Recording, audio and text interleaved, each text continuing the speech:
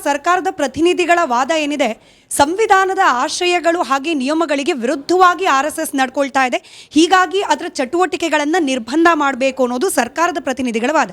ಆದರೆ ತಾವು ಮೊನ್ನೆ ಹೇಳಿಕೆ ಕೊಡ್ತೀರಿ, ಬ್ಯಾನ್ ಮಾಡೋದು ಸಂವಿಧಾನಕ್ಕೆ ವಿರುದ್ಧವಾದದ್ದು ಅಂತ ಹೇಳಿ. ಯಾಕೆ ಹೀಗೆ ಅಂತ? ಸಂವಿಧಾನಕ್ಕೆ ವಿರುದ್ಧವಾದದ್ದಲ್ಲ, ಆದರೆ ಅದಕ್ಕೆ ಒಂದು ಎಕ್ಸೆಪ್ಷನ್ ಇದೆ. ಈ RSSನವರು ಏನಾದರೂ ಕಾನೂನಲ್ಲಿ ತಪ್ಪು ಮಾಡಿದರೆ ಅದಕ್ಕೆ ಸೂಕ್ತವಾದ ಶಿಕ್ಷೆ ಕೋರ್ಟ್ನವ್ರು ಕೊಡಬೇಕು, ಅದಕ್ಕೆ ಕೋರ್ಟಿಗೆ ಕರ್ಕೊಂಡು ಹೋಗ್ಬೇಕು, ಅಲ್ಲಿ ಮಾಡಬೇಕು. ಹೊರತು ರಾಜಕೀಯ ಆಡಳಿತೆಯಲ್ಲಿರುವವರು ಇನ್ನೊಂದು ರಾಜಕೀಯ ಪಕ್ಷದ ಸಂಘಟನೆಯನ್ನು ನಾವು ಬ್ಯಾನ್ ಮಾಡ್ತೇವೆ ಅಂದರೆ ಅದಕ್ಕೆ ಭಾಳ ಮುಖ್ಯವಾದ ಕಾರಣ ಇರಬೇಕು. ಏನು ಕಾರಣ ಕೊಡ್ತಾ ಇದ್ದಾರೆ?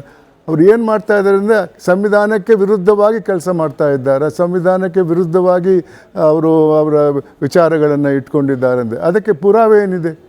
ಏನು ಸಂವಿಧಾನಕ್ಕೆ ವಿರುದ್ಧ ಮರ್ಡರ್ ಮಾಡಿದ್ರು, ಕಳ್ಳತನ ಮಾಡಿದರು, ಇನ್ನೇನಾದರೂ ಮಾಡಿದ್ದಕ್ಕೆ ಪುರಾವೆ ಬೇಕು. ಅವರೇನೋ ಮೀಟಿಂಗ್ ಮಾಡ್ತಾರೆ, ಪೆರೇಡ್ ಮಾಡ್ತಾರೆ, ಹೋಗ್ತಾರೆ, ಅದರಿಂದ ಸಂವಿಧಾನಕ್ಕೆ ಏನು ವಿರುದ್ಧವಾದದ್ದಲ್ಲ ಅದು.